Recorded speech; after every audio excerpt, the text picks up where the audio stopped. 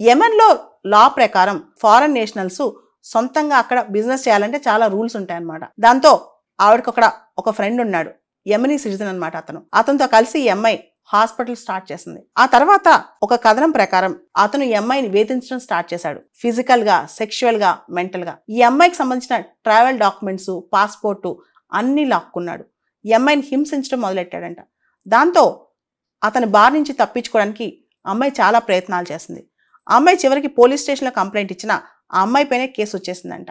దాంతో అమ్మాయి చేసేదేం లేక అతని దగ్గర నుంచి తన డాక్యుమెంట్స్ అన్ని లాక్కోవడానికి అతని పైన సెడేటివ్స్, ఏదైతే కాస్త అతన్ని నిద్రలోకి పంపిస్తాయో ఆ మాత్రలు పెట్టిందంట.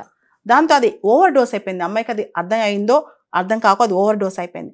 ఓవర్ డోస్ అయిపోయి అతను చనిపోయాడంట. చనిపోవడంతో ఈ అమ్మాయి పైన మర్డర్ కేసు వేశారు. మర్డర్ కేసులో కేసు ప్రూవ్ అయింది ఈ అమ్మాయి చేసింది అని చెప్పి. ఆ తర్వాత అక్కడ అమ్మాయి క్షమాభిక్ష అడిగింది, అయినా ఒప్పుకోలేదు. అక్కడ ప్రత్యేకమైన చట్టాలు ఉంటాయి, ఇస్లామిక్ లాస్ అన్నమాట. ఆ లాస్ ప్రకారం అలాంటి వ్యక్తుల్ని వదలాలంటే వాళ్ళకి మనలాగా ఉండవు, డిఫరెంట్ రూల్స్ ఉంటాయి అన్నమాట. మన ఇండియన్ ఎంబసీ వాళ్ళు వీళ్ళందరూ కూడా అమ్మాయికి సపోర్ట్ చేస్తారు. అమ్మాయికి సపోర్ట్ చేయడం కోసం నిమిష ప్రియ ఇంటర్నేషనల్ యాక్షన్ కౌన్సిల్ అని చెప్పి ఒక ఆర్గనైజేషన్ కూడా వచ్చిందనమాట. ఇంత చేస్తున్నా అమ్మాయికి క్షమాభిక్ష దొరకలేదు. ఒకవేళ కనుక అమ్మాయి కేసు తేలకపోతే ఖచ్చితంగా అమ్మాయి మరణదండనకి గురి కావాల్సిందే.